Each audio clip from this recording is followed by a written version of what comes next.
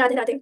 First of all please excuse me guys and I am very sorry for this setup because मेरे पास अभी कोई option नहीं है, I am not at my home and video बनाना बहुत important है बिकॉज आप लोगों के एग्जाम्स भी आ रहे हैं। So please bear with me and yes let's now quickly start with the video. So hello everyone, I am C Punita Agarwal. I have qualified C finance board in the first attempt and in this video I am sharing a much awaited strategy, that is a strategy for audit. So I have been getting many queries कि audit के लिए कुछ बता दो, audit के लिए strategy बता दो। तो in this video I will try to provide an exhaustive list और I will say पूरा guidance रहेगा कि audit के लिए मैंने कैसे किया था एंड आप लोगों को कैसे करना है।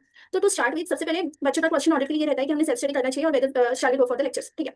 तो मेरा ये स्ट्रॉन्ग रिकमेंडेशन रहेगा that you should go for a lecture. Reason being कि ऑडिट ऐसा सब्जेक्ट है जो ऑलरेडी थ्योरेटिकल है। अगर आप सेल्फ स्टडी करके मॉडल से डायरेक्टली पूरा पढ़ने जाओगे तो it will take a lot of time और पूरा पढ़ने के बाद भी आपको कुछ भी याद नहीं रहेगा because you will be doing only plain reading, या फिर आप अगर पूरा लर्न करने जाओगे तो that is next to impossible. तो मेरा ये सजेशन रहेगा कि आप सेल्फ स्टडी ना करो और आप लेक्चर बाय करो। तो लेक्चर बाय करने से क्या होगा, आप फैकल्टी का किसी भी फैकल्टी का अगर लेक्चर लोगे तो फैकल्टी आपको बताएगी कि ये टॉपिक आपको लर्न करना है, ये टॉपिक आपको सिर्फ रीड करके निकालना है, ये टॉपिक में आपको अंडरस्टैंडिंग के साथ चलना है, ये कीवर्ड से जो आपको सिर्फ लर्न करने की जरूरत है, बाकी कोई कंटेंट इंपॉर्टेंट नहीं है। और जनरली जो नोट्स रहती है तो उसमें उतना कवरेज रहता है कि उससे आप इजीली एग्जामिनेशन स्कोर कर पाओ। तो जो टॉपिक लेस इंपॉर्टेंट है, बिल्कुल भी पूछे ही नहीं जाते हैं, तो वो नोट्स में नहीं होते हैं। तो अगेन वो आपके लिए कन्वीनियंस रहता है। तो बहुत से बच्चे का ये डाउट रहता है कि कोई फैकल्टी के नोट्स में पूरा कवरेज नहीं है, ऐसे मॉडल देखना जरूरी है क्या, फिर ऐसे मॉडल से करे क्या। तो देखो, अगर आपकी वो फैकल्टी के पास रिकॉर्ड्स ऐसे हैं कि उनके स्टूडेंट्स की एग्जामिनेशन आ रही है, उनके स्टूडेंट्स की रैंक आ रही है, और तो आप ये रिलाई करके चल सकते हो और फैकल्टी भी खुद बोलते हैं कि that is sufficient for examination, तो आप उतना उन पर भरोसा करके चल सकते हो और फिर आपको ऐसे मॉडल देखने की जरूरत नहीं है, ठीक है। लेकिन अगर आपको ये रियलाइज हो रहा है कि बहुत ही कम है ही नहीं, तो फिर आपको मॉडल देखना पड़ेगा, ठीक है। तो मैंने अभी तक आपकी दो क्वेरी सॉल्व की। पहली ये कि आपको लेक्चर लेने हैं या नहीं लेने हैं, तो मैं सजेस्ट करूंगी कि लेक्चर लेने हैं। दूसरा कि इंस्टीट्यूट की मॉडल से पढ़े या फिर फैकल्टी की नोट्स इनफ होती है, तो फैकल्टी की नोट्स जनरली इनफ होती है। रेयर सिनेरियो में हो सकता है कि ऐसे मॉडल रेफर करना पड़े अगर उसमें बहुत सारी चीजें छुटी हुई है तो, ठीक है। अब बात आती है कि लेक्चर किसके लिए, ठीक है। तो मैंने पर्सनली शुभम के सर के ऑडिट के लेक्चर्स लिए थे, मैंने रेगुलर बैच लिया था कंप्लीट वाला। तो अगर आप मुझसे पूछोगे कि शाल यू गो विद शुभम के सर, तो मैं तो स्ट्रांगली रिकमेंड करूंगी yes you should definitely go for them. But अगर आपको लगता है कि और कोई भी फैकल्टीज है तो आप उनके लिए भी जा सकते हो, तो आप डेमो लेक्चर देख लो और जिसमें से जो भी आपको बेटर लगता है उनके लिए जा सकते हो। अगेन जो मैंने नोट्स वाला क्राइटेरिया बोला कि नोट्स अच्छे होना चाहिए, जो जिससे आप पढ़ के एग्जामिनेशन ला लो और आपको मॉडल देखने की जरूरत ना पड़े, तो that is the main thing in audit, ठीक है। अब तीसरी चीज होती है कि कैसे अप्रोच करें। तो अगर आप अभी इंटर पास आउट हुए हो और फाइनली जस्ट प्रिपरेशन स्टार्ट कर रहे हो, तो मैं ये सजेस्ट करूंगी कि सारे लेक्चर ले लो पहले एंड देन लास्ट में ऑडिट के लेक्चर्स लेना, क्योंकि रीजन ये है कि वो थ्योरेटिकल सब्जेक्ट है तो भूल जाते हैं हम। तो ये बहुत ईजी रहेगा कि आप सबसे आखिरी में ऑडिट के लेक्चर लोगे, ठीक है। तो आप सारे सब्जेक्ट पहले कंप्लीट करोगे including your DT IDT and then at the last end पे आपको ऑडिट के लेक्चर्स लेने, ठीक है। अब नेक्स्ट चीज है कि ऑडिट के लेक्चर तो ले लिए, लेक्चर तो कर लिए, लेक्चर के टाइम पे सब इजी लगता है, चीजें लगता है कि याद हो रही है, फैकल्टी ने साथ में लर्न करवा लिया, 2 दिन तक याद है, 3 दिन तक याद है, लेकिन 8 दिन बाद तो पता नहीं क्या था। और फिर जब लेक्चर होने के बाद में उठाया तो फिर तो ये लगता है कि अब इसको लर्न करना पड़ेगा, देयर इज नो अल्टरनेटिव, ठीक है। तो ये सबसे मैं बोलूंगी कि कॉमन प्रॉब्लम है स्टूडेंट्स के साथ में कि उनको ये लगता है कि अब ऑडिट को लर्न करके ही पढ़ना पड़ेगा, और लर्न भी करते हैं तो फिर वो याद नहीं आता है, बाद में जाके वो लोग भूल जाते हैं, राइट। तो अब ये बहुत क्रूशियल स्टेज है, ठीक है। अब आपको सेल्फ स्टडी कैसे करनी है, आपको क्या करना है, देखो लेक्चर के साथ आप रिवाइज करते चलो, फैकल्टी जैसा बताते हैं वैसा फॉलो करते चलो, वो तो आपको करना ही है। लेकिन अब जब आप सेल्फ स्टडी के ऑडिट को उठा रहे हो तब आपको आगे उसको कैसे लेके चलना है। तो first revision, second revision, third revision and fourth revision. तो मैं ये सजेस्ट करूंगी कि ऑडिट के लिए आपको मिनिमम 4 रिवीजन टारगेट करनी है, ठीक है। अब ये 4 रिवीजन कैसे आप स्ट्रक्चर करके चलोगे, तो सबसे पहले यू विल गिव 15 डेज और 12 days, maximum you can give 15 days. तो 15 डेज में आपको पूरा एक बार ऑडिट को पढ़ना है, ठीक है। तो 15 दिनों में पूरा ऑडिट को पढ़ना है, डेली पढ़ना है, यस। पूरा एक सब्जेक्ट 15 दिन पढ़ना है क्या, हाँ पूरा एक सब्जेक्ट 15 दिन पढ़ना है, ठीक है। अब आप लोगों को आएगा टेंशन कि पूरा 15 दिन सिर्फ ऑडिट के साथ कैसे रहेंगे। तो देखो, अगर आप स्टार्टिंग में उसको 15 दिन देके चलोगे, अच्छे से रोज ऑडिट पढ़ोगे, तो ऑटोमेटिकली आपका सिलेबस कवर होता जाएगा, और कवर होता जाएगा तो आपको कॉन्फिडेंस आएगा।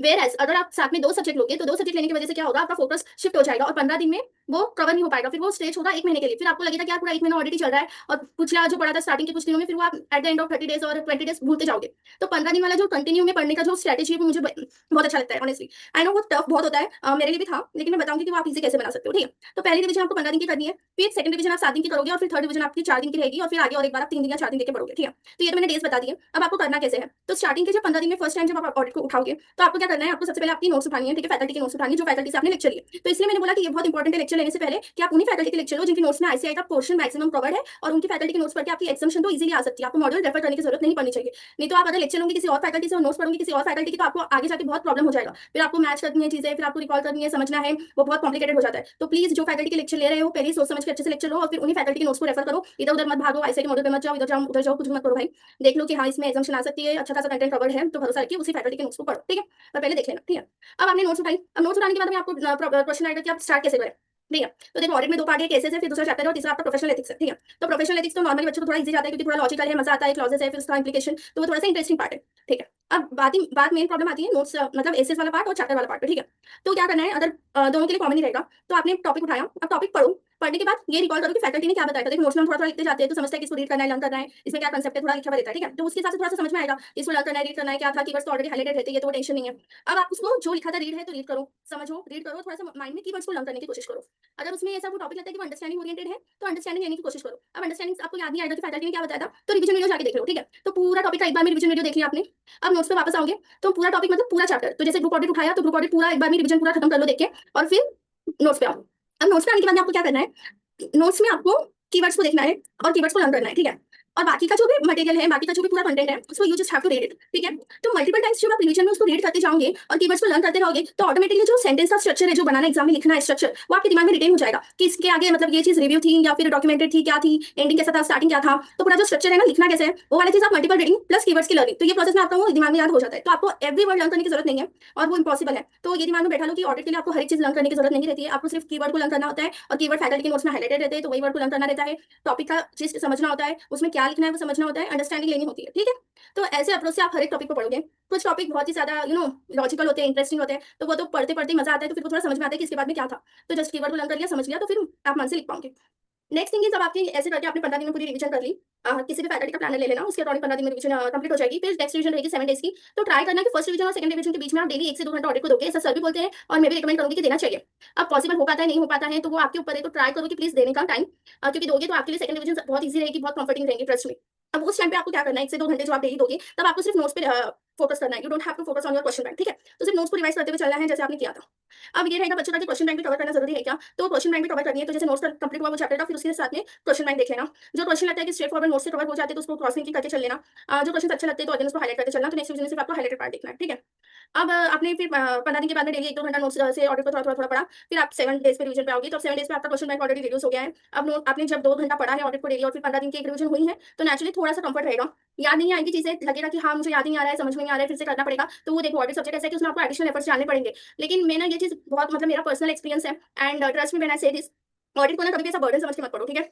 उसमें ना सॉल्यूशन ढूंढने की कोशिश करो कि आप उसको कैसे इजी बना के अच्छे से पढ़ सकते हो। The day when you will start loving the subject, वो सब्जेक्ट आपके लिए ऑटोमेटिकली इजी बन जाएगा, ट्रस्ट मी। और ये कहीं ना कहीं बहुत ज्यादा फैकल्टी पर भी डिपेंडेंट रहता है कि आप कौन से फैकल्टी के लेक्चर लेते हो। तो ये इंपॉर्टेंट है कि आप सब्जेक्ट को प्यार से पढ़ो, इजीली पढ़ो, उसको बर्डन समझ के मत पढ़ो। उसके बारे में नेगेटिव चीजें जितने भी नरेशंस है कि फेल होते हैं, हार्ड आता है, अग्री कि पेपर टफ आता है, पढ़ना बहुत डिफिकल्ट है, सब्जेक्ट थोड़ा सा बोरिंग है, लेकिन आपको उसको इंटरेस्टिंग बनाना है। आपको मन में उसके लिए डर नहीं रखना है कि मैं फेल हो जाऊंगी या फेल हो जाऊंगा या फिर बहुत ही बर्डन वाला सब्जेक्ट लग रहा है, तो ऐसे करके मत पढ़ो। दिमाग में उसके लिए थोड़ी सी पॉजिटिव चीजें रखो और फिर पढ़ो, तो वो बहुत ज्यादा हेल्प करता है और इसने मेरे को हेल्प किया है personally and I strongly believe कि वो हेल्प करता ही करता है। तो प्लीज अपना अप्रोच और अपना माइंडसेट जो ऑडिट के लिए सबसे पहले तो वो बदल लो, ठीक है। और आप ऐसे तरीके से पढ़ते जाओगे ना तो आपको लगेगा कि वो हाँ इजी हो रहा है, अच्छे से हो रहा है। क्योंकि होता ही है ना कि हम गलत तरीके से डबडबा चीजें करते हैं और फिर देन हम कंप्लेन करते हैं कि नहीं नहीं हो रहा है और याद नहीं रहती चीजें, ठीक है। तो हर एक चीज को करने का कुछ अलग अलग वे रहते हैं, वो वे से करो तो आपको ईजी होता है। 7 डेज आपने कर लिया, फिर आपको 4 दिन अगेन रिविजन करनी है, फिर एक और बार 4 दिन करनी है, ठीक है।